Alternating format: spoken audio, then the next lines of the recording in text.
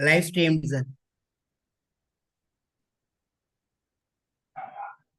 So we will start exactly at 8:05. Yeah, no problem.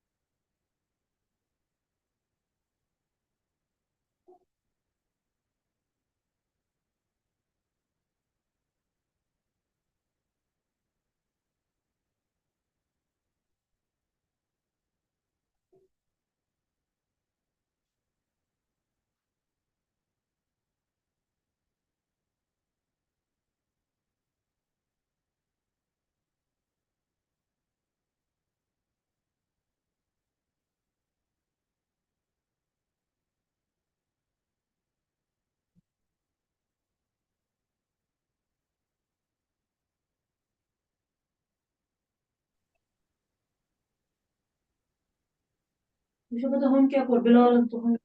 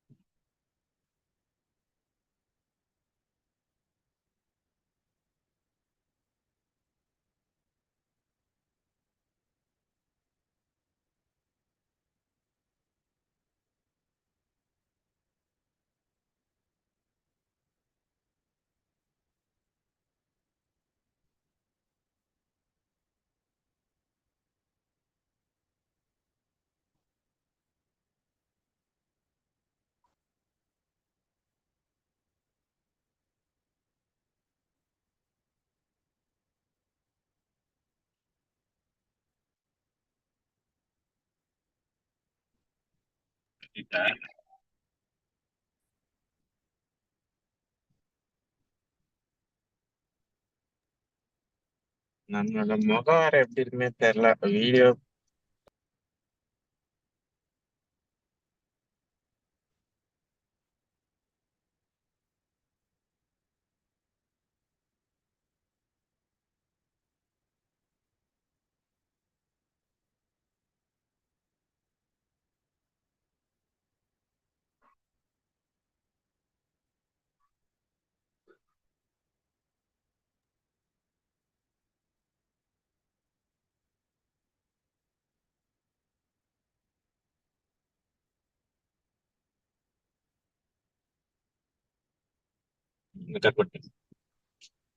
Hello, sir. Can we start now? I will start with a small introduction.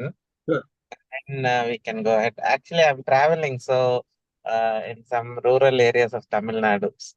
My signal may be a little bit lower, but I think we should be able to manage. I would like to thank everybody for joining for this very interesting session, because I think this is the first time we are doing something on these lines.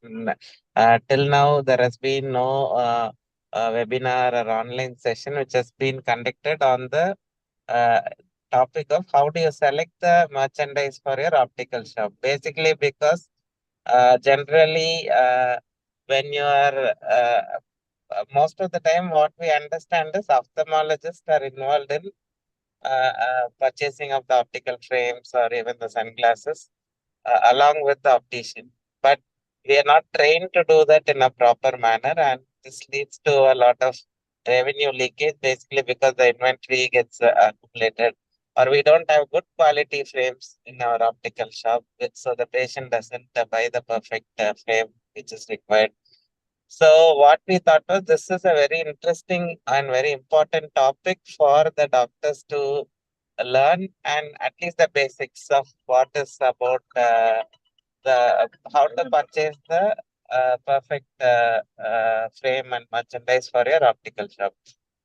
And interestingly, we have now tied up with Mr. Jagannath, who is a very senior person in the optical industry. So he has spent all more than 2 decades in optical industry and has been general manager at Titan Industries. So he saw Titan from 7 stores to 750 stores, and he has been in charge of the supply chain also there. So basically, we cannot have somebody who is more better than him to discuss on this interesting topic.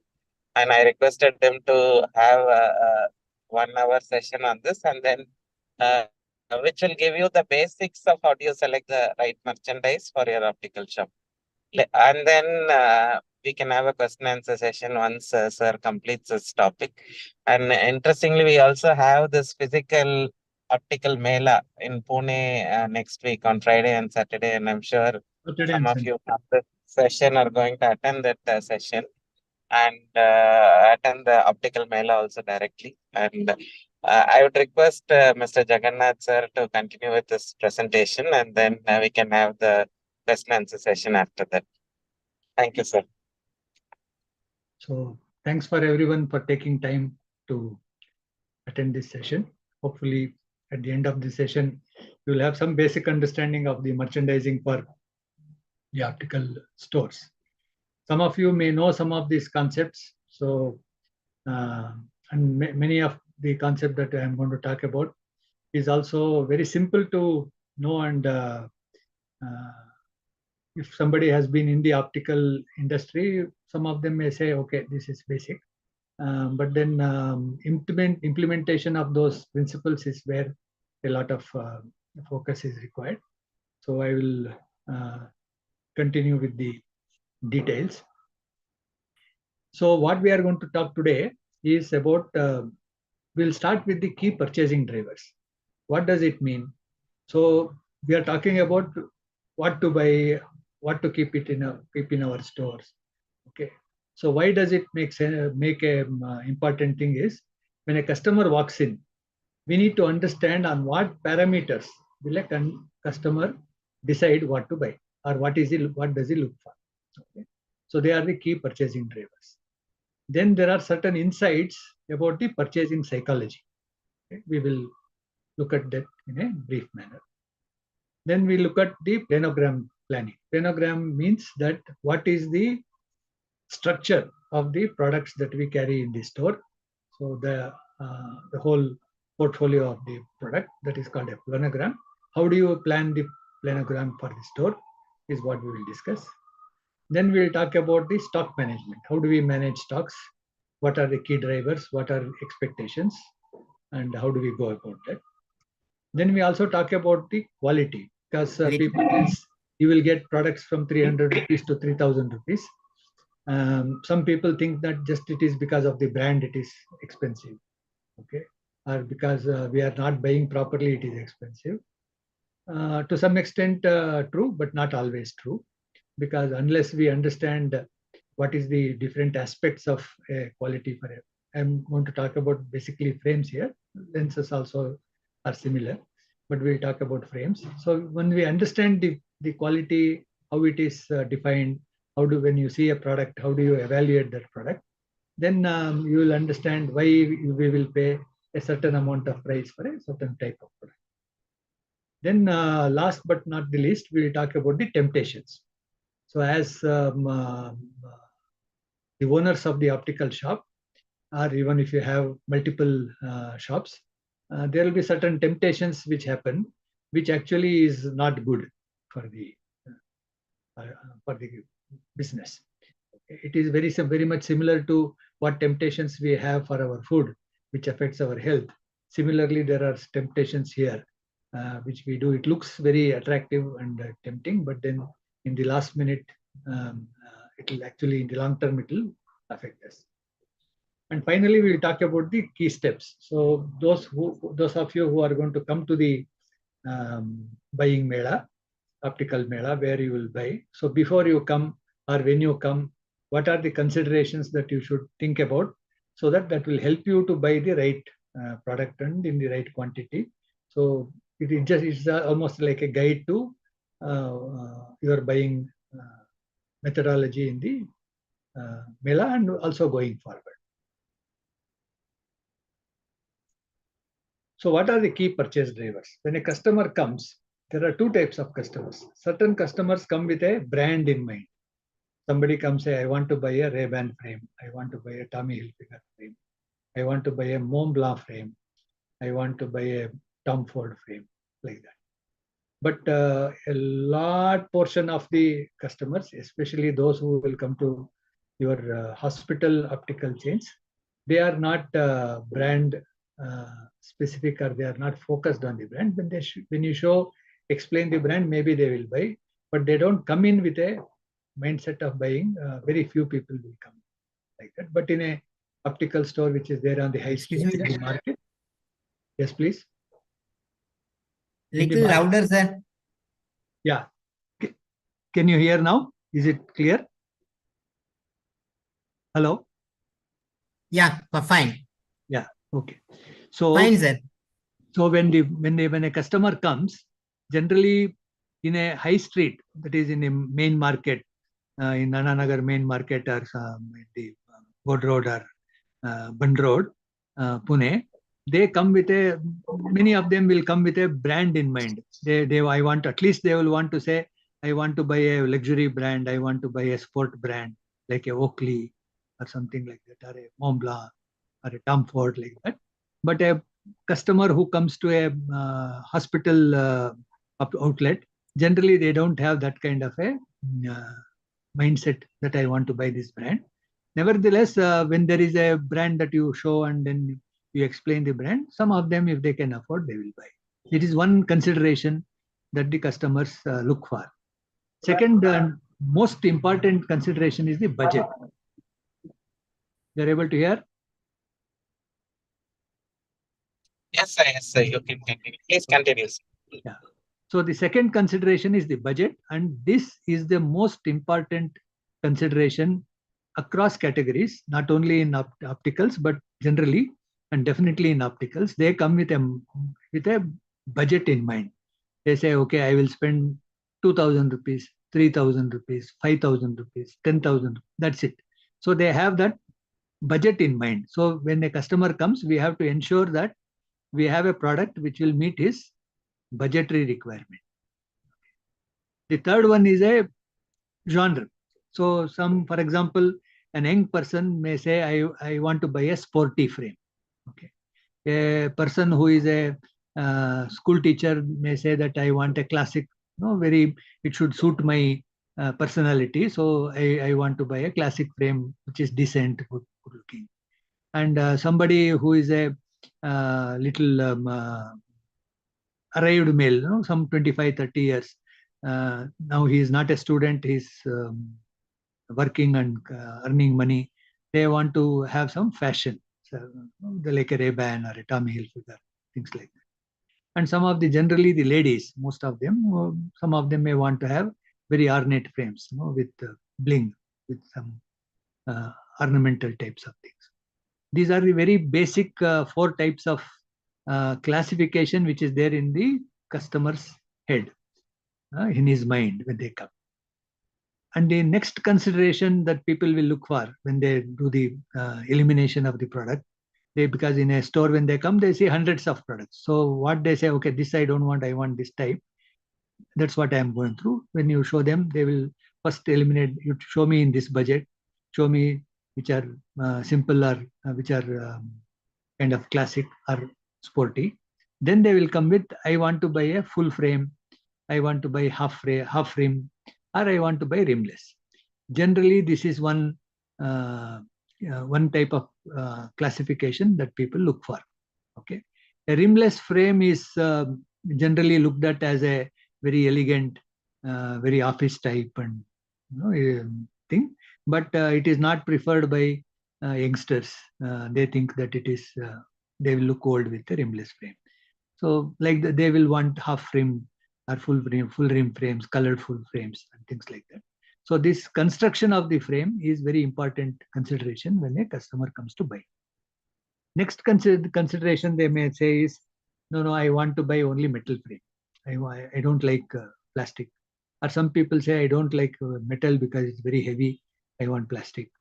Okay, and some people want certain designs and material, the design within the material. So they have seen a lot of this acetate frames, which the industry also calls shell frames, but the customers don't know. Many people don't know about acetate. Most customers think that it is plastic. Okay. The last classification is the shape. People say, no, I want square or a rectangle, or I want, this time I want to buy a round frame. And some of the ladies, they like this cat eye. They would have seen in some advertisement or somebody wearing. So the cat. And one very popular shape is the aviator, which Ray-Ban has popularized across the world. Okay. And sometimes people think that they come with one specific requirement of colors. I don't want anything, I don't want black. Some people are there. Some people say, I want only very sober colors. Some people say, I want trendy colors or flashy colors. So these are the key purchase drivers. So these are the, when a customer comes in, if he goes through 500, 600 stores in the store, first he will look at what are the price. So there are, if you put it price band wise, for example, many of you would have, I don't know if you have seen in Tamil Nadu, there is a store called Sharavana store. And it's one of the very biggest store in probably the country. So there the products are always stacked in terms of prices, 1,000 to 2,000, 2,000 to 4,000. And many optical stores also do this. And many stores in Japan, actually they have sections. So this section is up to 10,000 yen, this is 20 to 30,000 yen, like that. So they will have price wise. Okay. So price, then the type of frame they want, half rim, full rim, what material, what shape. So they have, that is how they keep eliminating the product and then finally come with the final set of some things that they want to buy. So when we train the sales staff, this is how we ask the sales staff to ask these questions, because these are there in the customer's mind, but they don't explicitly explain. They will end up spending too much time going around the shop. So it is better to train our staff to ask the customer explicitly these questions. What type of frame are you looking for? If you just ask what time you are looking for, they may not be able to explain. If you ask what is your budget, what type of, do you want simple or ornamental type? You want full rim, half rim? Okay, what type of material? You want metal frame or is this okay? And what type of shape? Immediately you will know what is that they are looking for. Then you can actually pick 8, 10 what they're in your store and show it to them. This is what will suit for it. Okay. We'll have a question and answer session at the end. If any questions are there, you can please note down. So then there are some purchasing psychology insights. Okay. So there is a research where there is an optimum choice basket. If a customer comes into the store, how much choice should you give him which is within his consideration. For example, he says, I want 3,000 rupees is my budget. I want metal frame and I want half rim. Okay? And I want something which is not very flashy. I want something which is like a office type. Okay? This is his condition. So products which meet this requirement, how many products should you show him? Okay? To make the purchase possible. If you show him between 5 to 7 options within this consideration, very likely 99% the customer will buy. If you give him 20 options, unlikely that the person will buy, the propensity to buy falls. Okay. The research shows that if you give him 5 to 7 options, the probability they will buy is about 75%. If you give him more than 20 options, the probability will drop down to as low as 25%. Okay. So then the next step is step up and step down choices. Suppose somebody comes and says, okay, I want a lightweight frame. Okay.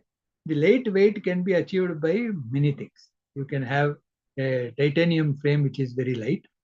You can have a rimless frame of any material which is also light. Okay.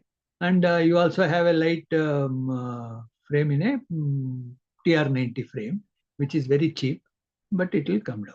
So what you have to show the customer is, you know that his budget is 2,000 rupees. So then you should have sufficient, maybe two products which are little less than 2,000, but it is TR90, about 2,000, 2,400, which is a half frame or a rimless frame, but any other material, and about 3,500, 4,000 rupees, which is titanium. Okay. So you are giving him a choice of either stepping up in terms of his budget and buying a better product suiting his requirement, or even a step down, a 1,500 rupees TR90 frame, which is also light, but most probably he will settle for a half rim or a rimless frame, which is within his budget. So this step up, step down, it gives him a feeling that I have got the right choice and this store has given me sufficient choice. They are not just pushing, say, if you want 2,000, only this. So you are giving him choices. There, the satisfaction will be high. The possibility the customer will come back to you will also be high, and the probability the person will close the deal on that time is also high. Then there is something called as minimum representation. Okay. So when he comes, when he looks at the thing, the whole range, in each type, so for example, especially this is very prevalent in the female customers, they may want to buy a 2,000 rupees product, but they want to see what is there in 1,000 to 2,000, and they also want to see what is there from 3,000 to 4,000. And in each of these categories, there has to be a certain minimum meaningful representation of products. We can't say that we have, for example, if we say that our products frame starting from 599. So you can't have just 2 pieces and say I have starting from 590. There should be a meaningful representation. Like that, if I say I have lightweight frames, you should have some 25, 30 lightweight frames. So these are called minimum representation in each of the claims that we make. Okay. And especially the customers who want to buy higher priced products, they expect a wider choice. Okay. So, hello?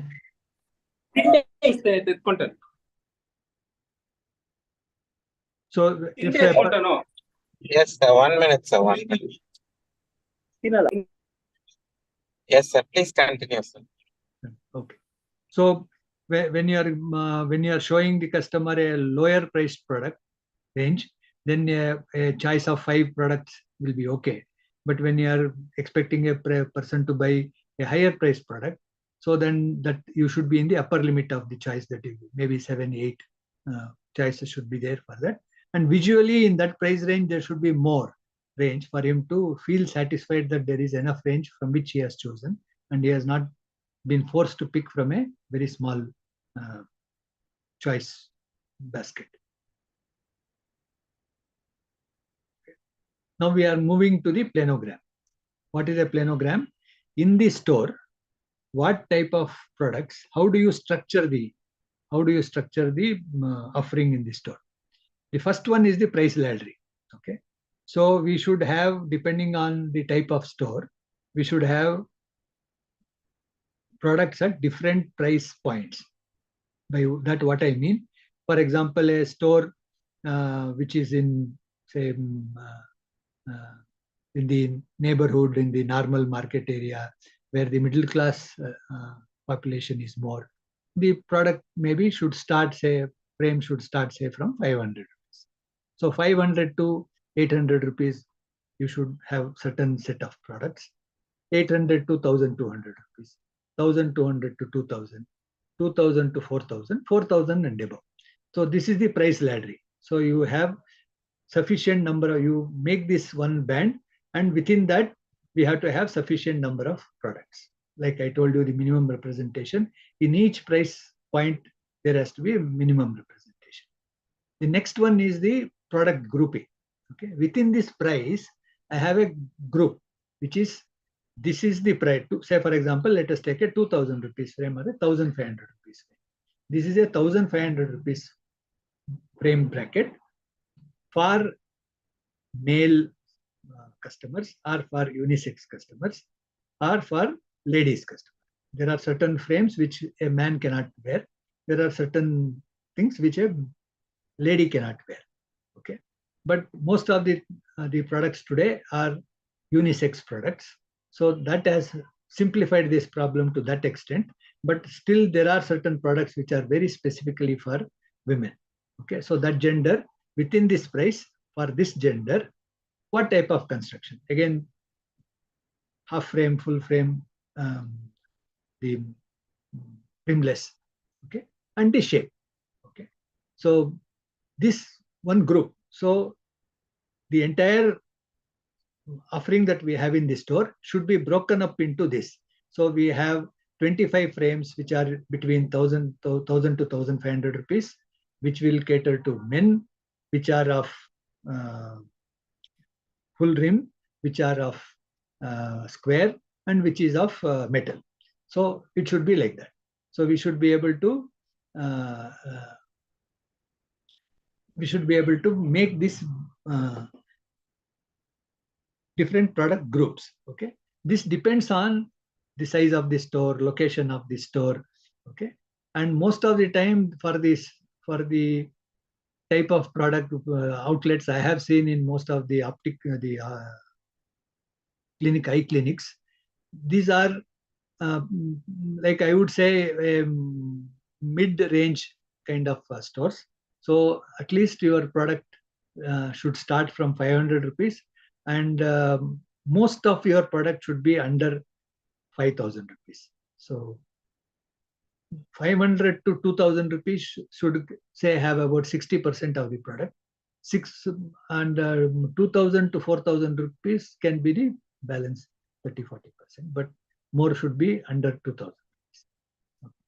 So, and then gender wise, we find that unisex will take about 60% of the product, and then you have ladies specific or very gents specific 20%.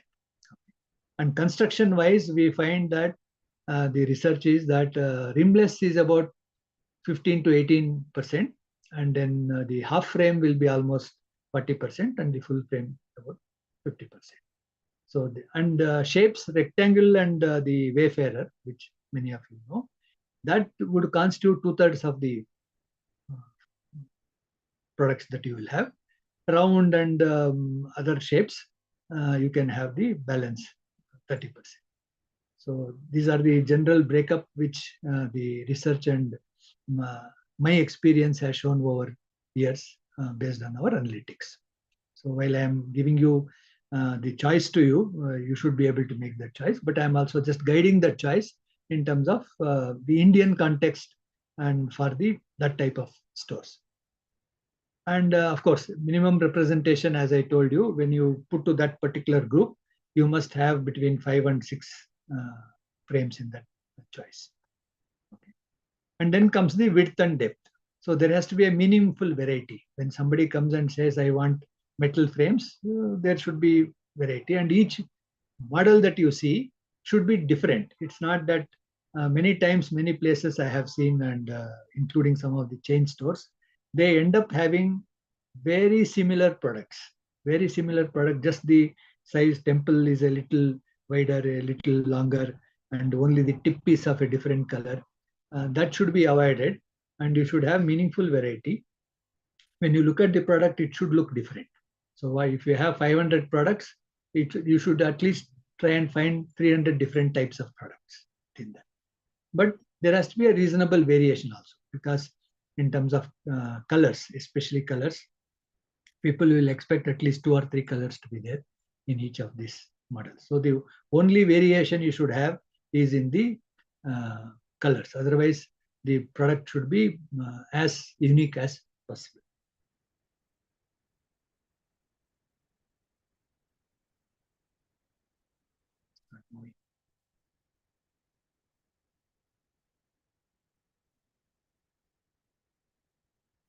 Okay. So now we are coming to the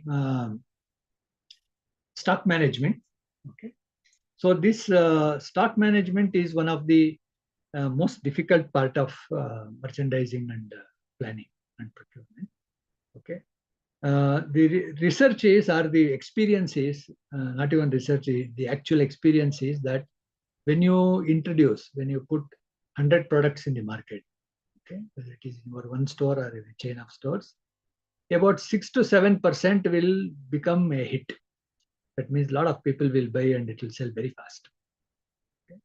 About 60% will be belly, which means they will sell, but not at the same rate as the fast moving ones, but they will sell. And over a period of time, if within 6 months you should be able to sell. If it doesn't sell in 6 months, then it is unlikely that it will go. Okay. And another 30% almost will become a tail, which means it doesn't sell. The sale rate will be extremely low. So we should be able to identify very quickly what type of products are selling in my store very fast, and keep replenishing that. And wherever is the belly is coming to the next one. How to manage this, I will say. So the core has to be kept on. You should keep on almost like a continuous replenishment. If one sells the next day or within 2 days, that product or very similar product should be there. Okay. But in belly, you may not have to have the same product, but you should preferably having a similar product. Okay. But you should have that substitute. It should be available and replenish. But the tail is very dangerous. So there you should very quickly identify what is not at all selling. In 2 months, 3 months, not a single piece has sold. Belly, that is a tail. That you can say, so okay, buy lens at full price, take this free or take 50% or 50% off, whatever it is, just get rid of that as early as possible. So that is the tail. So head, belly, and tail. So 6 to 7% of fast moving products, about 60% of products which will sell but not at the great speed, and tail, which is 30%. So the tail is where actually you should be very, very cautious. And there are algorithms to identify this very quickly. Going forward, the Ophthall initiative is to we will come in about a month or 2, and we will engage with you and give you this option that if you people subscribe to it and you share us your sale, what you have sold and things like that, we will be able to come back and tell you what you should buy, what you should not buy, so that the tail, which is 30%, will come down. So you don't have to have that much extra, that much of non-moving stock. But that's a little different subject, and we will come in about 2 months. It requires a lot of analytics and also data which we have to build. So that it may take 2 months for us to launch that program. For you to see the results, it may take 6 to 8 months time. Okay. So in a nutshell, the managing the stock means there are 2 imperatives. One is that you can't sell what you don't have. which means that if there is a very fast moving item and if it runs out of stock, then the customer, you lose the customer. So you should never run out of core and belly. You should always make sure that that quantity that is available. Okay? And non-moving stock is like cancer. Okay? What it does, why it's like cancer is the non-moving stock sits there. One, it occupies the shelf space. Okay? You can't even if you buy something new, you can't take it out from the shelf, because if customer doesn't see, you cannot sell. So you are forced to keep it there, and your money is also blocked. So you cannot invest in fresh stock.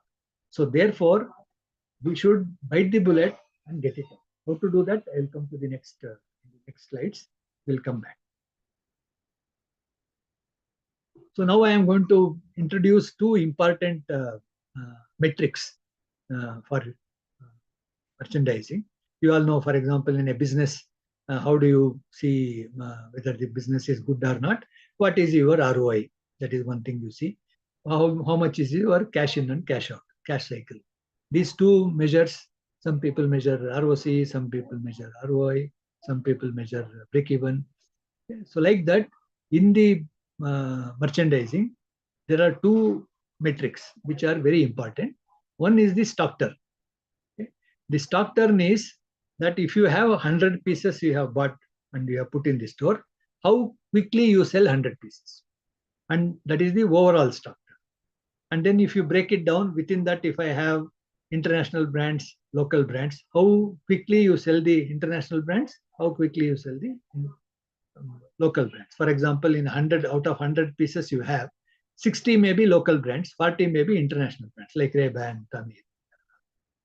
Okay, so you will figure out that the 60 which you have put gets sold off within 3 months. Okay, but whereas the 40 which you have kept in the Ray-Ban will take 1 year to sell. So to sell 40 pieces of international brand may take 1 year, but whereas the 60 that you have put, your local brands will sell within 3 months. If you sell within 3 months, which means within a year, your stock turn is 4 times. That you turn your stock 4 times. Now you can drill it down further and say what price point I am having the better stock turns. You can drill it down and say that what product category I have stock turns. So this requires a lot of data crunching and can be done at a aggregate level. So what you should be looking at as individual shop owners or maybe 2-3 shop owners should be look at least the overall stock turn of local brands and international brands. Then you will be able to decide how much I should invest in local brands, how much I should invest in the international brands. Then the second very important measure is the GMROI. It is called gross margin return on investment. Okay. Why is it called? It is basically return on investment. If you have put 5 lakh rupees stock in the store, what is your total return? So therefore, what is your, suppose you make 1 lakh rupees, your return on investment is 20%. But that is not the end of the story. The story is what is the gross margin that you have got. Okay. Suppose you have sold goods worth 1 lakh rupees, but you have given discount of say 8,000 rupees. So that means there is a reduction of 8% in your realization. Okay. So and also you have given some incentive to the staff. So that also you reduce. So how much gross revenue you have got, and that based on the upon the total investment you have made, that is the return on investment on gross margin on the inventory that you have got. Why is this important? Is that some people will feel that when I sell an international brand, I make more money. Okay, but you forget, they forget that many times these international brands will have to be sold at a discount. Sometimes it doesn't sell and it just sits there. So you have inventory, higher inventory carrying cost. And after 2 years, the fashion completely changes and it is just there in your books. So a smart person should be able to actually get it out of the system, and that is called your rate of liquidation cost. So, okay. So if you put all that, many times I have personally seen that the lower price products, our local brands, okay, these have a higher GMROI than high-priced products.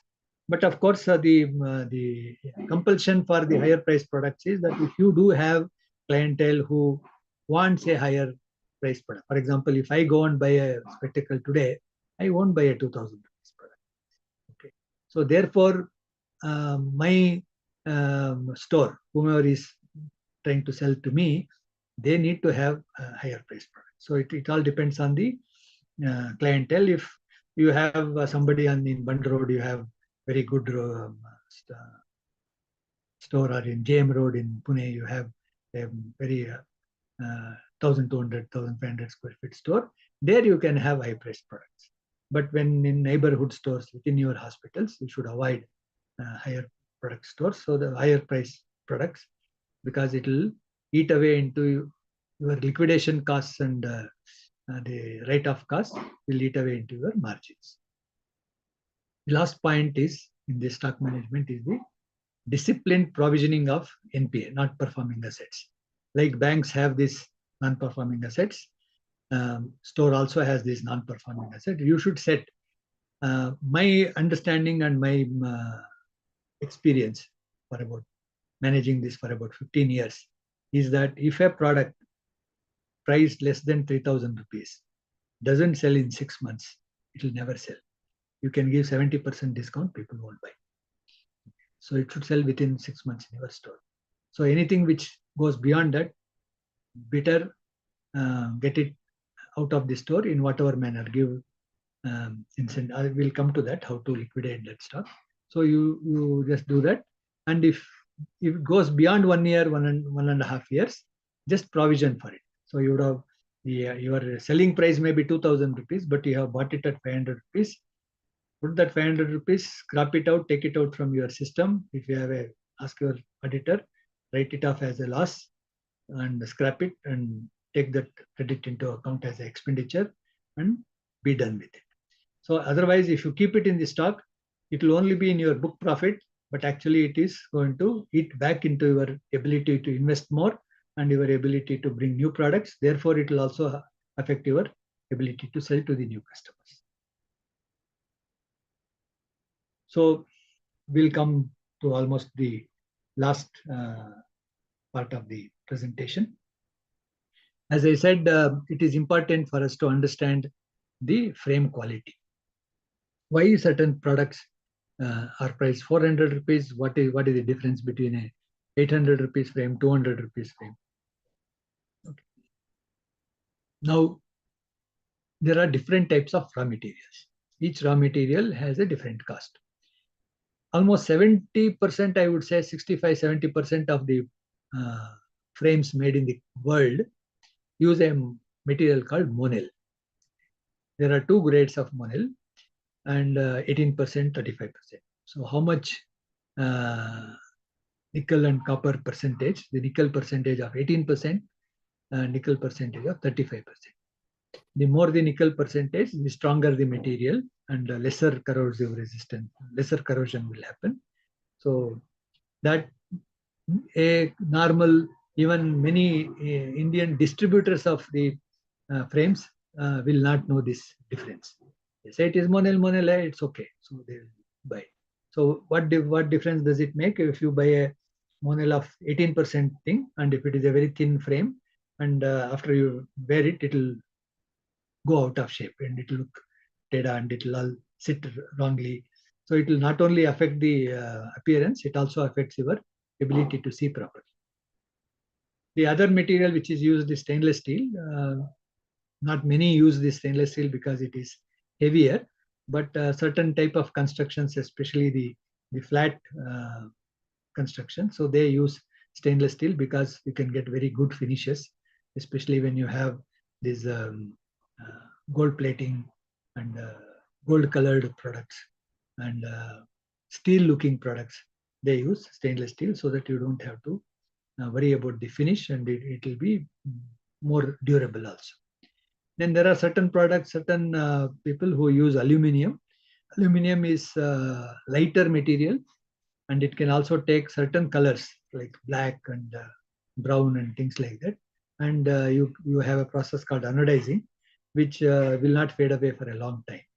So for the sake of weight and for sake of different very fast colors, they use aluminum. Okay, so aluminum products are definitely more, and stainless steel products are more expensive than monil. And of course, the one of the most famous nowadays is the titanium, because it is almost half the weight of steel or monil. It is very light and it is very tough.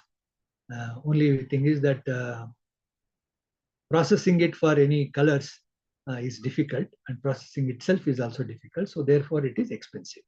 Of course, there's a beta titanium, which is much more lighter, takes much better finishes. And then all of you know what you call as shell, which is acetate. But the story of acetate is that you have the Chinese acetate grade 1, Chinese acetate grade 2, Chinese acetate grade 3, and then there are recycled acetates. Then there is injection acetate, okay, which is from the scrap it is made. Okay, so there are different types of acetates. Then there is HD grade of acetate, which is high density. Normally, if you see acetate frame, you find that it is thick, about 2.5 millimeter. But a HD acetate you can get even at 1.5 millimeter. So it will be thin and you can get better strength. So when you look at two products, it may look very similar, but the type of product, the material which is got has got a difference. For example, a virgin Matsukali acetate from Italy will have very high finish, okay, and it will retain that finish for a longer time. But a Chinese acetate will start getting pits and start fading away very fast. And then there are different grades of plastic. TR90 is one of the most commonly used plastic, which is very good. And there are also plastics which are CP and PC are there, which look like TR, but they will break fast. And if you keep it in a near the window or in the dashboard of the car, it will bend. So why raw material makes a difference is the durability of the product, the finish that you can get on the product, and then the longevity of the product. So, and depending on the price is the quality that you get. There are also coatings. So after this, most of the frames, especially metal frames, will have coatings, which will have different colors by way of plating, electrophoretic lacquering, painting. Okay, the quality of that painting and the paint used and the process, there are international standards of how much it should withstand a salt spray test. So very, if some of you have spoken to any of these Chinese vendors or our distributors, say this will pass 24 hours test, this will pass 48-hour test. So a rough thumb rule is that if a product passes 48 hours of this salt spray test, it will not deteriorate or disintegrate. The coating will not disintegrate for at least 1.5 to 2 years in normal condition. But in places like Mumbai, Chennai, and where there is a lot of salt content, it will at least hold for about a year. And if it passes 24 hours, minimum 6 months, it will hold on. If it is less than that, there is no guarantee. So many people will not even know about it. So it all looks, if you hold the two products, both products will look very similar, but the plating or the coating quality can be completely different. The next important contribution to quality is the hinges. Hinges, end pieces, nose pads, especially the hinges. So you see a hinge which is not a spring hinge. You have 3-barrel, 5-barrel, 7-barrel hinges. So it gives that strength. So a 7-barrel hinge will require a thicker temple, but it will also last longer. You can, the number of times that it can close and open without giving way can start from 2,000 times to 20,000 times. So that depends on the hinge. There are different types of hinges where when you wear it, it will be okay. But if you keep wearing 2-3 months, the spring hinge construction, if it is not lockable construction, then it will start wobbling up and down. So you find that when you take out the thing, this temple will keep going up and down, and it will look very bad, and it will be very uncomfortable to bear. And next thing in quality which costs money is the soldering. So there are different types, and all these parts, different parts are all put together by way of joining either by soldering or resistance welding or laser welding. Laser welding is the most expensive, but will give you more accuracy, and then it will have very less distortion. So when you look at the product, you don't find different lumps here, there, and all that. A soldering will, a lead solder will find that finishing you will not get good. So very keen eye can make out all this, but when you look at the product, many of you must have seen, for example, a stepper product or a Titan signature product. So you will find the difference between that and a normal product that you have. And the last one is the surface finish. So it will be smooth, all frames will be smooth, but what kind of luster you can get, the shining that you can get, and the unevenness, the lumps here, there. So all these cost money to make sure that you get the best output. So as they say, there is no free lunch. Okay, in Kannada there is a saying called "Kasige takkante kajaya." How much ever you pay, I am sure it is there in India also. How much money you pay, that much type of snack you get. So here also there is no free lunch. When you are getting a product at say when we buy from, I have been buying from China for more than 10 years. I bought from China. A $2 product is a $2 product. A $4 product is $4. So it has got certain those elements. Maybe one supplier may give you at $3.50. Somebody may charge you $4.25. But within that price range is what you get. If you want that quality, you need to pay that price range. And now, lastly, we'll come to the temptations. So as I said, in our food habits, we know that we should not eat too much sugar, we should not eat too much carbohydrate, we should have balanced diet, we should have fruits and vegetables, green leafy vegetables, all that everybody knows. But then there is always Deepavali, there is always something else comes up, festivities, guests and going out, and we end up eating what we want, and then we start paying the price for it. Like here, like that, it is the same thing here. Some of these temptations are overbuying discounted products. Okay, please understand, if somebody is giving you deep discount, either it is the product is defective, or it has been sitting in their warehouse for a long time. When you come to the Mela next weekend, of course we will have deep discounted products. Okay, so I am telling you very honestly, these would be either products which are given to the distributor.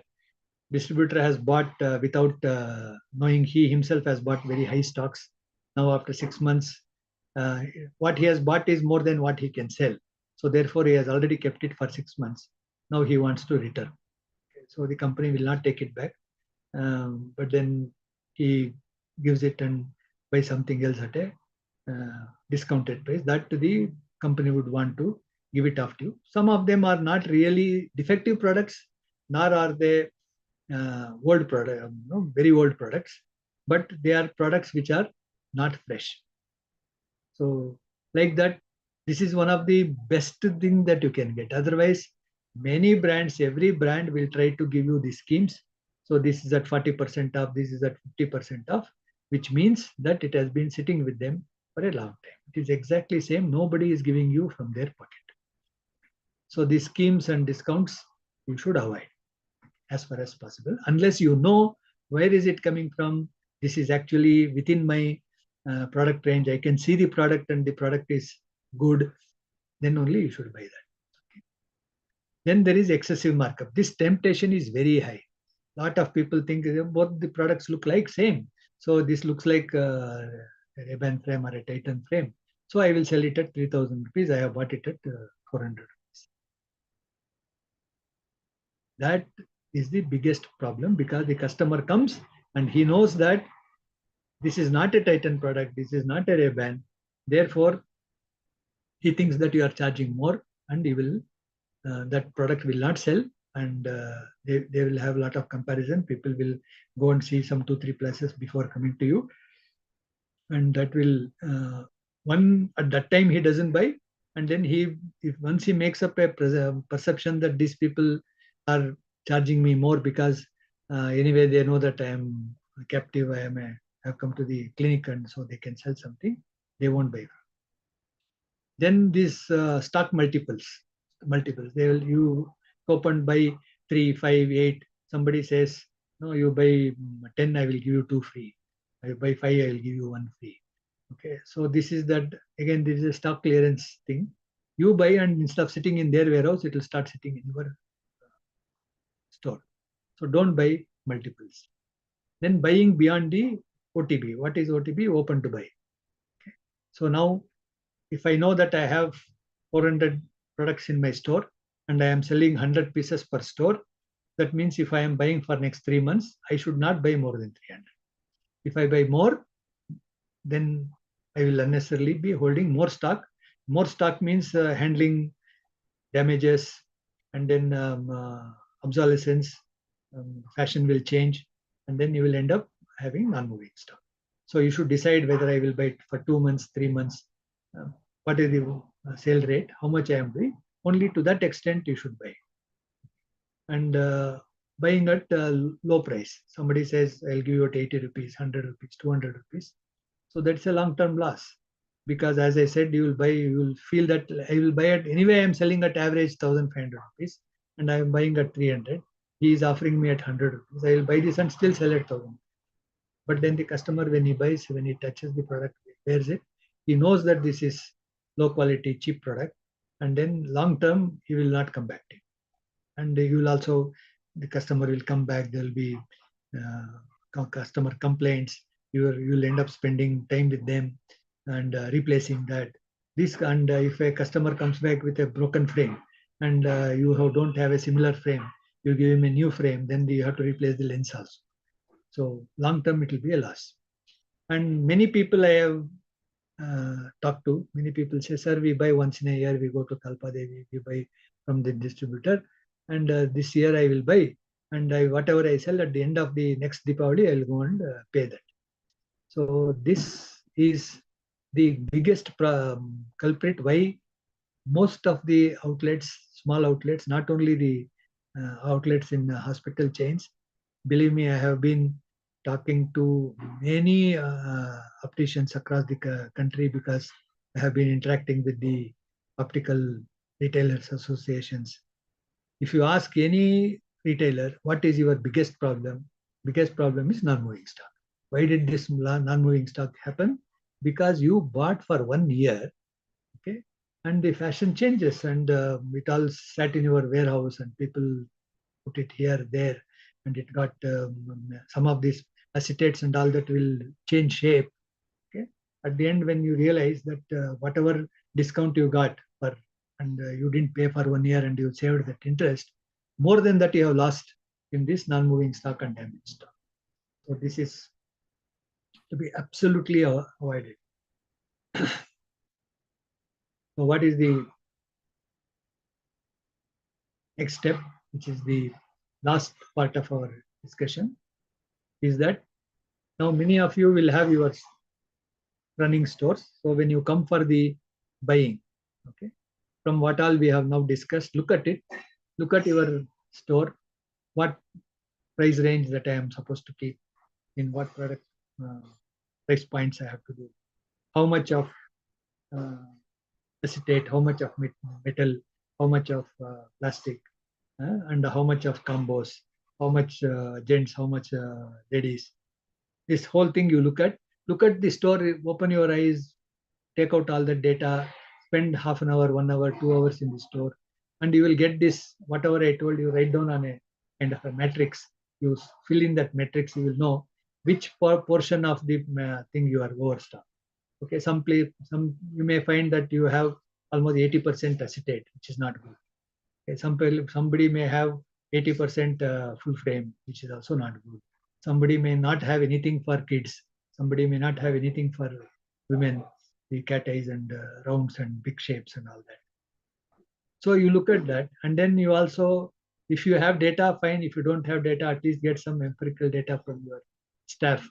What type of products are selling very fast? Okay, and what type takes some time and what is not at all selling. You know that it's all gathering dust. So you have this understanding with that, and then you have identify what are the product groups where you have excess stock and where are the product groups you have to fill. For example, you already had 80% of your stock is acetate, then don't buy acetate. If 80% of them are full frame, don't buy full frame. And if you have very less of, you have only 8-10 of type of products which are actually selling very fast, buy more of that. And if you find that all these very bright colors, yellow, green, blue, all that is not selling, don't buy anything like that. It looks good for you. Well, what we call many of them as ad variants.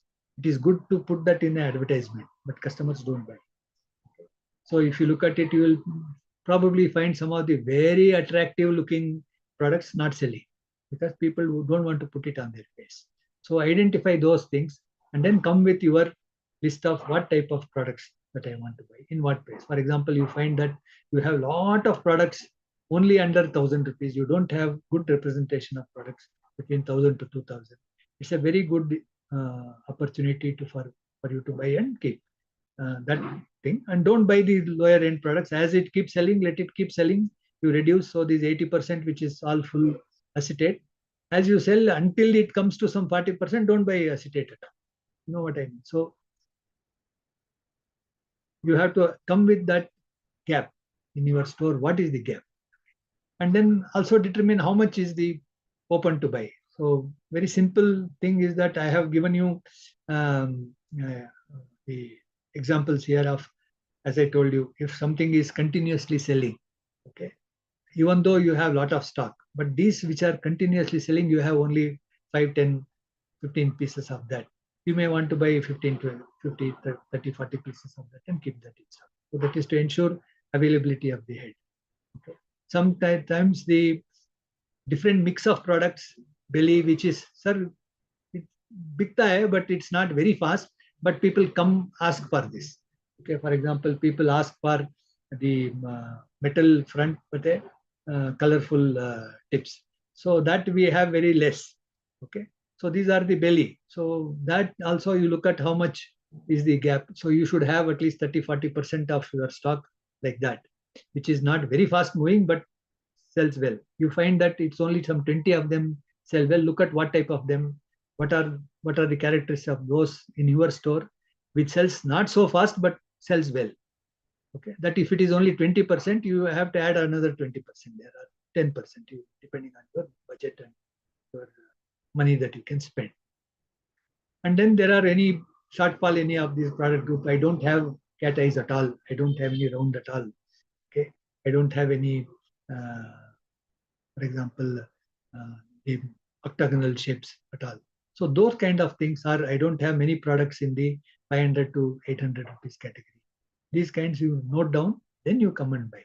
So when you buy, you should come with a kind of a matrix of what boxes you have to fill. Okay. So and then you specify how much, and totally say, you may say that I want to buy for 1 lakh rupees. But then this whole matrix come to 2 lakh rupees. Then you say where I want to spend money. I don't mind losing 10% of the customers in this area, but this is what is very fast selling, so I will spend 50%. So you have to allocate your budget to within that box that you have made and buy that minimum. Whatever you say you make, don't make, if you have 50% of the budget against what you have to buy, don't buy 50% across. You buy 50% of the categories. Leave the other categories, because at least you will know by filling this much category, I have got a higher sale. So your final intention is to sell more. Okay. And wherever there is an excess stock, simply don't buy anything in that category. Suppose you have a lot of this acetate stock, and which is full frame, then you have stock. Then just because you are finding something which is good looking and which is getting at a discount, don't buy that. Okay? And keep an eye for those, you know, that as I told you, you talk to your staff, and if you have data, look at that data and make sure that you have sufficient stock of those high selling products. Because if that doesn't sell, just because I have another 500, 600 products, anyway, itna hai ki why I have to worry about this 10, 15 products? Don't worry about it. It will not, you will lose sale. So make sure that it is always replenished. And then you know that these are the products which are not at all selling in your area. For example, the gold color frames may not sell very high. So you know that this type of products are not selling. I am stuck with this. So those things you find out what are things which has not sold. For example, in 1 year, you know the purchase history. So you know how many are sitting there for more than 1 year. Identify them, and then you start making some provision for it to set it out, give it to charity, whatever you want to do, and take it out from the display. Okay, because the more it is sitting in the display, two things it does. When a customer comes and sees some very old stock gathering dust and discolored and all that, it doesn't give a very good opinion to the customer. What you see on the shelf should be fresh. And second thing is that if it is sitting on the shelf, you think that there is stock, but actually it is really not helping you to give that minimum representation and the choice that is required for the customer, and you will not buy new product. And then because of that, your sale will keep spiraling down. So this is in nutshell what I needed to tell you. Now, any questions, doubts, comments? Thank you, sir. It was very interesting. I think it gave a overview about how do you buy the merchandise. And so, if there are questions, you unmute and you can ask your question. So Dr. Kulsum has asked, can you repeat the percentage? Okay. So I assume that the percentage of different sale mix is what I guess she is asking for. On an average, the unisex products should be 60% of what you have in the store, and the other 35% can be the ones which are very specific to ladies or very specific to men or specific to kids, like that. But otherwise 80% should be 65% should be unisex. Coming to material, you should have at least 40 to 50% which is acetate and TR put together, and the balance 50% should be combos, which is either acetate and metal and TR, things like that. Pure metal can be a subset of this. So you can say 40, 40, 20. So full metal can be 20%, about 40% plastic and acetate, and another 40% combos, different material combination. And in terms of construction, again, full rim about 30-35%, and half rim about 30-35%, rimless about 18%, not more than 20% is what you should look at. And price range for your kind of price ranges, I would say 60% should be below 1,200, 1,300 rupees. 40% should be there from 1,500 to 2,500 rupees, because there will be customers who are willing to pay and who don't mind paying, and otherwise you will lose value. So these are the percentages. I hope I cleared that question. Please tell about variety of pediatric frames to be kept. Okay. Now, pediatric frames, there are two types, I would say. One is that there are specific brands. In India, there are not many pediatric frame brands. Then there are two brands. One is Dilly Dally and one more, which is owned by SLR, but right now they have stopped selling. These two brands are the best. I can put it in the group a little later. Dilly Dally is definitely a good value for money, but it is more expensive than what you can get in India for others.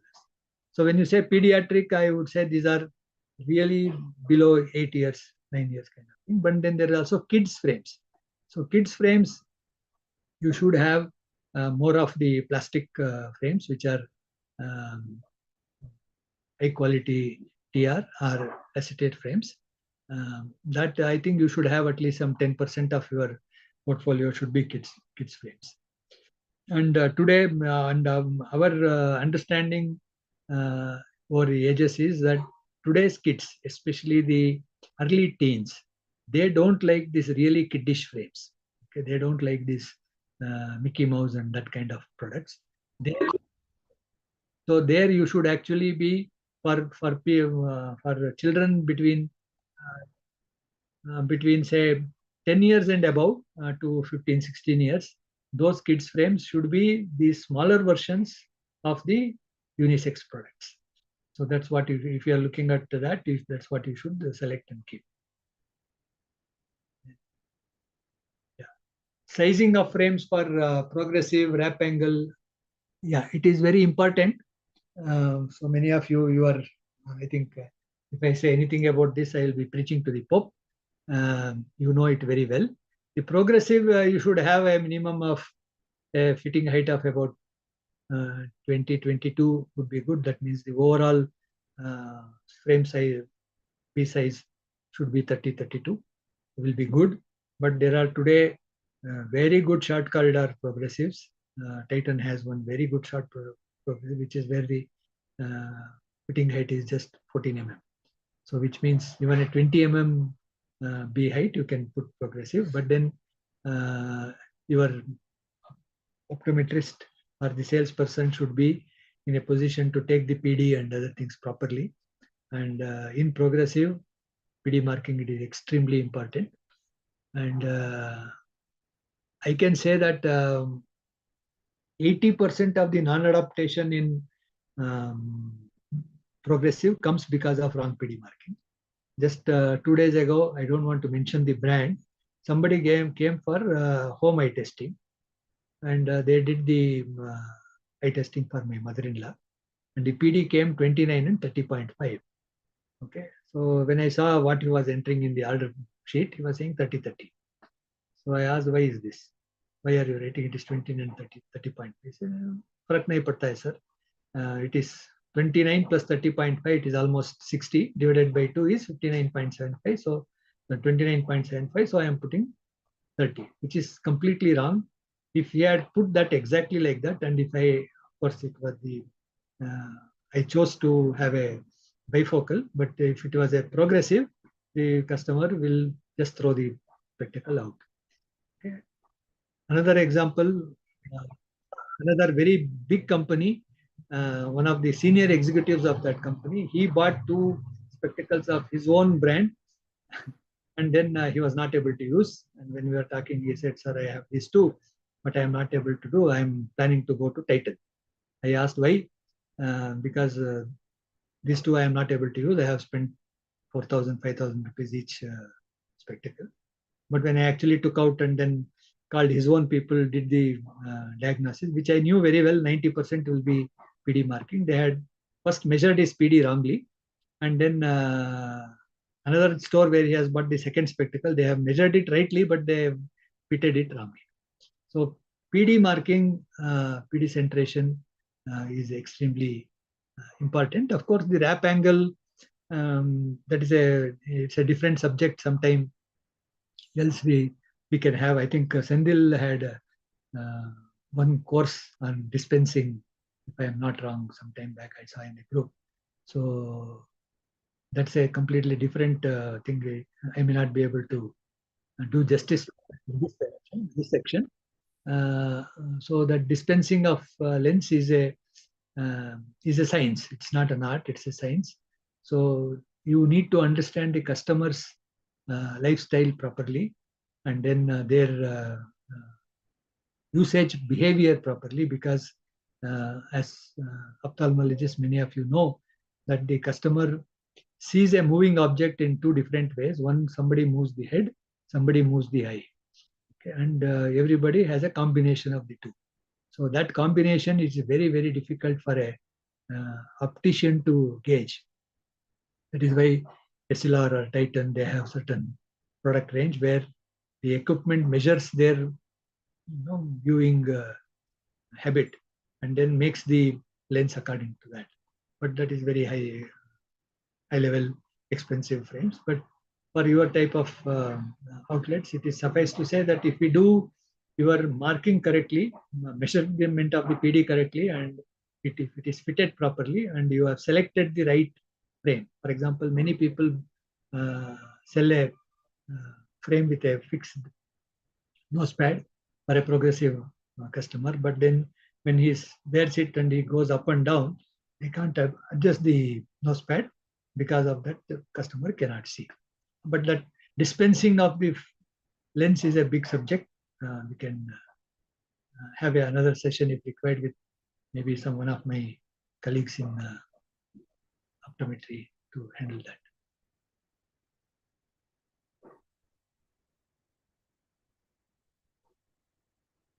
Other questions, I think Sindhil has to answer whether we will get linked to say recorded version. What is the ideal number of? Sir, Malligriya, sir, Malligriya. Yeah. So what is the ideal number of frames to be maintained in store? Example, selling 100 frames a month. I would suggest, I would think that if a store is selling 100 frames, I would assume that about 70-75 of them will be local brands and about 20-25 of them will be higher priced, maybe international brands. So the local brands, you should be able to get a stock turn of at least 2.5 to 3, which means you should have 4 months of stock. So about 400 pieces of local brands and at least 100 to 150 of international brands you should have. And if you are having international brands, you should not have less than 30 pieces of any brand, because otherwise you will not be able to represent the brand properly, and it will be all over the place and customers won't buy. So if you are say keeping 3 brands or 4 brands, you can keep 120 to 160, 30 to 40 frames per brand, and then about 400 of local brands. Out of 400, you will be about 200 to 50 less than 1,000 and balance about 1,000.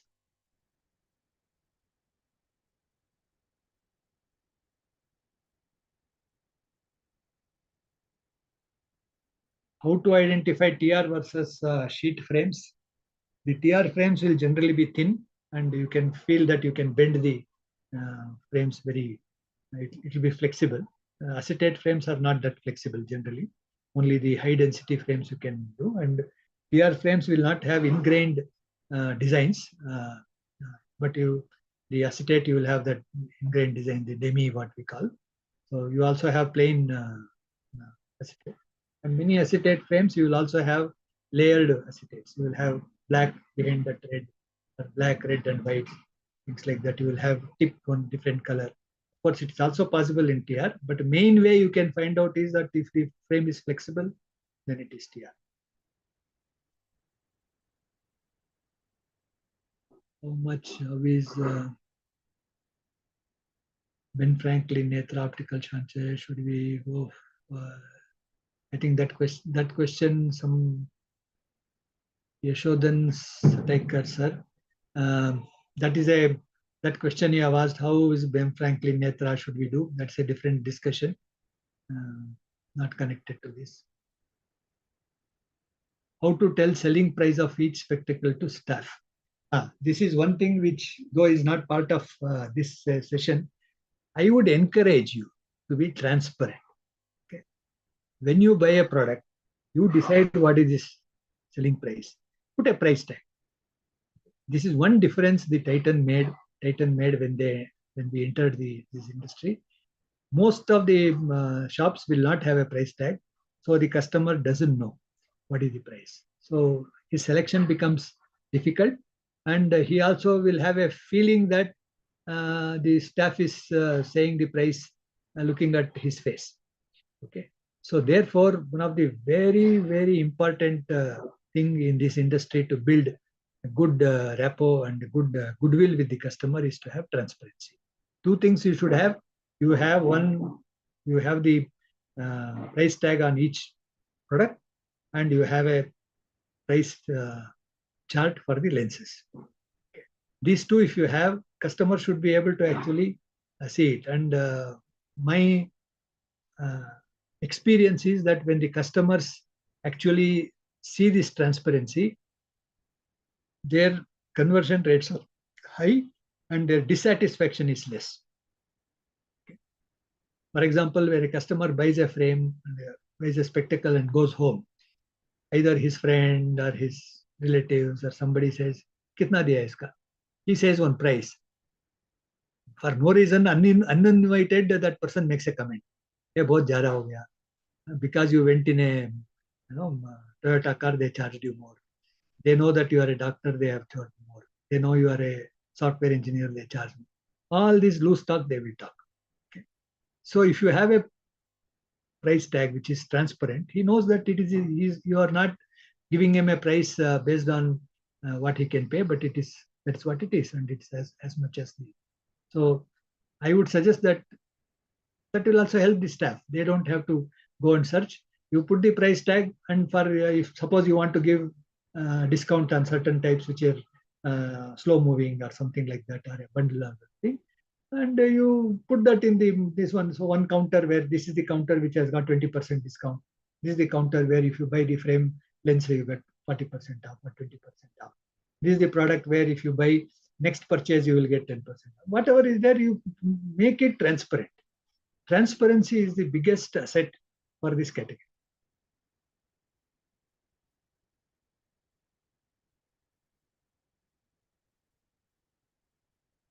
So this how to assess quality frames, I already explained to you. For copied products, legal issues, nothing. If you go to Rajkot, you will find thousands of such frames, people selling very abundantly, and not many people can do much. How to get price tags if not come with frames? Okay, if you are buying frames from us over a period of time, by next buying mela, we will supply you products with the price tag. Otherwise, also there are machines where you can buy this price tag printing machines and you can print yourself, or you can ask the supplier to give you tags. You can put, or you can take small tags which are available in the market, write it and put them tight like you find it in many of the cloth shops. To start with, otherwise whatever you buy from Ophthall going forward, probably in a month or so, you will get it from a price tag.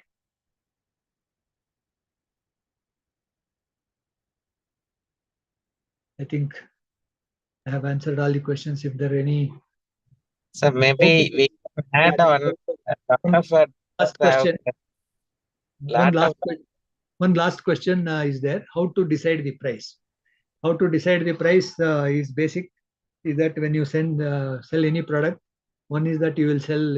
I am assuming that you will do a proper GST billing. You pay a GST, so 100 rupees minus that, and then there's a price that you have paid for the product.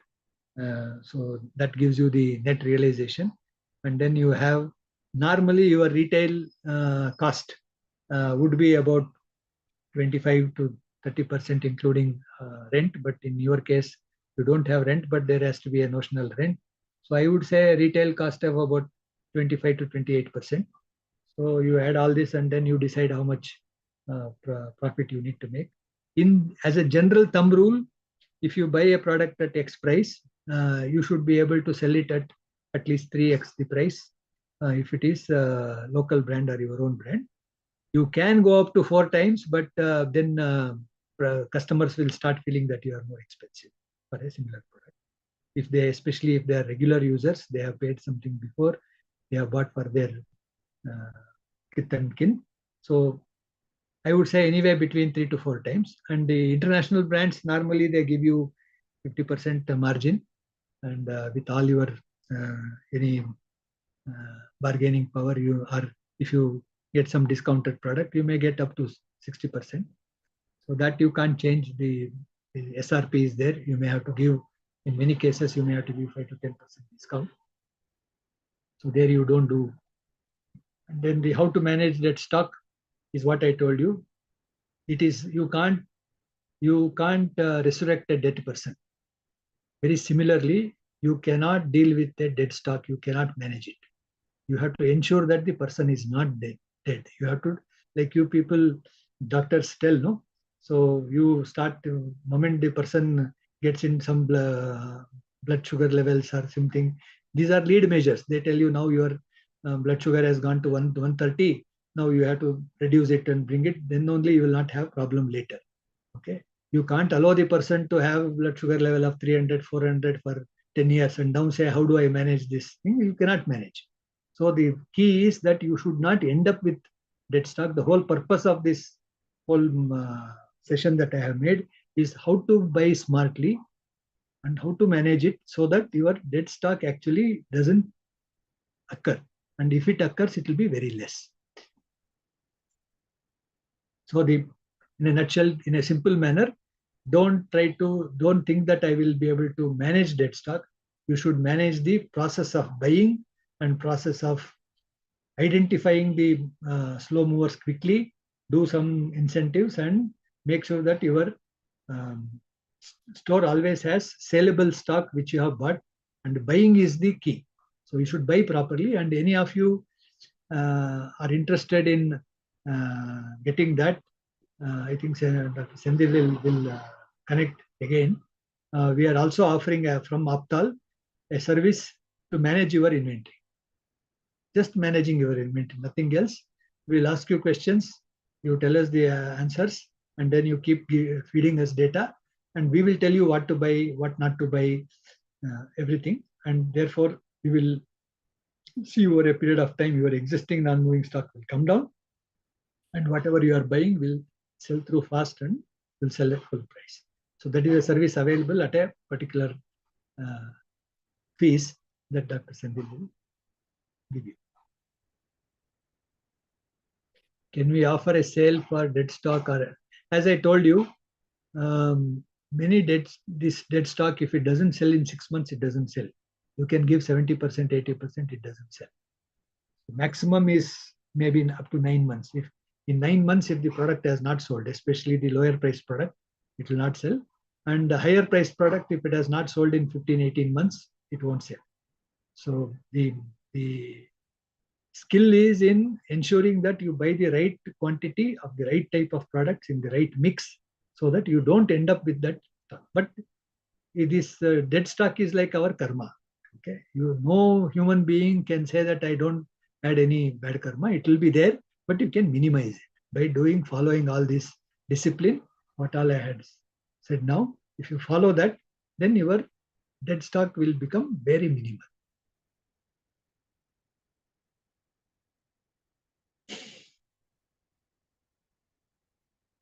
So Dr. Sendil, you are there? Yes, sir. So I think if there are no further questions, maybe we can. Maybe I would request you to give a little bit of introduction about the concept of the optical mela, which we are trying next week in Pune. And also there is a lot of questions about how Ophthal, with your support, can help the other ophthalmologists to improve their optical shop revenues. What are all the models in which we can work with the doctors, and particularly more about the optical mela, and also how do we associate long term with the eye hospitals. And then we can close the session, sir, after that. Yeah. Okay, I will very quickly in 2 minutes say this, but then if there is anything that you want to add, Dr. Sendil, you can add. In the optical mela, we are getting a couple of local brands. Local in the sense, these are very good manufacturers, either produced in India or produced in China, but locally the company is present in India. And these are people who have been supplying to Titan and to other opticians before. But then I have curated what they're offering to suit the optical outlets within the hospital. So you will see about really more than 2,000 to 2,500 variants of this brand, these products, which may vary between 300 rupees to 1,000 rupees is the buying price. So you will have all types of material. You will have acetate, you will have TR, you will have combo, you will have a titanium, everything, whatever I have shown before. All these types of products will be available in the price band between 300 to 1000 rupees. Most of them will be between 300 to 600. Then there is another section of this where there are at least 7-8 brands, out of which 4 brands which will be below 5000 rupees MRP to the customer, and your buying price will be 50% of that. So these are international brands like Fossil. Okay, you will have Fossil, Carrera, and you will have 7th Street, you will have Polaroid. In that, Fossil and Polaroid are very, very popular brands, which has very good sale in India. So these 2 brands will be in full thing. And you will also have Hugo Boss, you will have Marc Jacobs and other brands. These are little expensive. They are up to 8,000 rupees. And then there are some much less than that price, about 4,000 rupees or less, which is Pierre Cardin and 7th Street. So there are 4 mid-level brands and at least 3 or 4 higher brands. I am also trying to finalize 2 or 3 more brands like Azaro and Adidas will also be available. But if that is not available, but at least this will be enough, and this will have roughly another 1,500 to 2,000 pieces. So you will be able to see between 3,500 to 4,000 products at reasonable prices, and they are all very good quality. And these are products which I have personally over a period of 10-12 years. I have seen their production, I know their quality, and I know the standards. And you will, once you sell these products to your customers, they will come back to you because the product will be good. So that is what we are doing. And as I said, all these products will be available at full price. There will be certain section of the products which, as I said, there could be at a discounted price, just because, for example, it has been sent to a sub distributor. He has not even opened the box, and because he has overbought, so he's returned it. Now it cannot be sent to another distributor just like that. So these are things which will be there at a discount. That also I have ensured personally and screened them. So they are good products. So if you would like to buy, but there also, just because it is a discounted product, don't buy multiples, and don't buy beyond what you need. What I have given you the guideline here of how much you should buy, only that much you should buy. And that is why about the Mela. And Dr. Kulsum is asking, every time we need to buy in Mela? No, this time you can buy in Mela. And Kulsum, you are in Hyderabad, probably we will have one Mela in Hyderabad you can buy. In a matter of 3 to 4 or 5 months, we will also enable a platform where you can, like Amazon, you can go and see, and whatever you like, you can order. And probably we will consolidate your orders once in 3 days, 4 days, 5 days, and send you one, so that to avoid too much of logistics cost. That we will come back to you, maybe 3-4 months time. You should be able to order online all these products which are. But I would suggest that we will continue to have this Mela, simply because you may want to touch and feel the product, and somebody new, they want to come and see the brands. So for that we will have the Mela. There, whatever you want to buy, you can buy. And those who are already come and seen, they can buy regularly even after that. For example, I told you that you don't buy multiples. So you buy a Fossil product today and it's sold within 7 days. So you don't have to wait for another next Mela to wait. You can reorder that same model and you can sell. So I am only saying, don't buy 2 pieces at a time. If you have sold it, if you think that it's sold fast, you can buy the second piece. So that you can give us, even now you can just send I will create one group where you just have to enter the details and we will dispatch it to you. So this is about the Mela. And to engage how to improve your sale, right from this merchandise management is one of the key things for the profitability of the store. And if you have the right product, right offering, your conversions will be high. If 10 people walk in, 8 people will buy and go. And then today I understand most of the optical shops in the eye clinics suffer in this. Maybe some of them are having higher conversion rate, but most of them have a conversion rate of 40-45%. You can actually increase that sale to 80% by simply having a good merchandise. And second thing is that all of you are busy practicing and doing your surgeries. You don't have time to look at the what is happening in the sale process, training the optometrist or training the salesperson. We can help doing that. And then we can look at the whole operations of when to buy, whether it has been ordered, not ordered, how much stock is there, and how much, what lens is being sold, is the which staff. If suppose you have two staff, one person is selling only low priced products, the other one is not attending, because all that we can look at, help them. And then also we can have several programs to improve your footfalls. For example, whenever a patient comes to your hospital, you don't try to sell them. Only if they have a refraction, they go to the optical store. Many times you just give them the prescription, they take it and walk away. So how to make them come to the store? And when the person comes, he may come with an attendant. How can we use that attendant to sell different types of optical products? All this we can do, and you can grow. I can't put a number to it, but many times if we do these in-store processes properly, we can convert, almost the sale can double. So for that, of course, there is a fee. Dr. Sendil has put that in the group before. But anybody interested, you can actually contact us directly. Then we will discuss your individual case. And if somebody has got a space, but then I don't have an optical outlet, or I have outsourced it to somebody who is not doing a good job, but I want to take over and improve it, like Dr. Kulsum is planning to do. We can do right from designing the store, getting to the interiors, getting the people, training them, putting the all the supplies in place, set up everything, entire thing, and then hand it over to you. And after that, either you can continue to have our service for running the store, or you can just say, okay, and each one has a certain fee. That whomever is interested can contact Dr. Sendil, and he will provide you the details.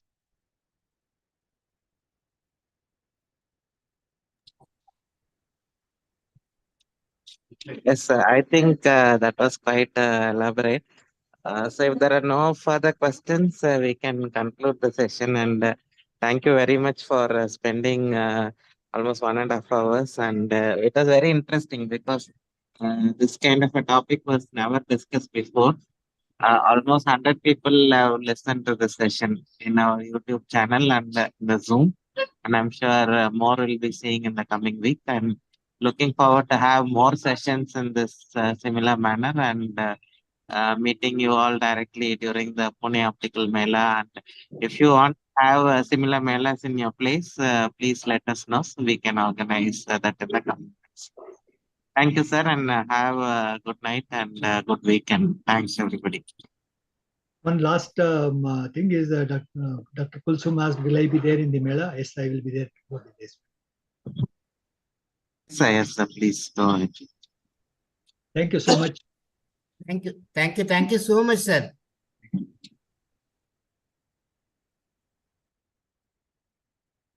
पाचशे 52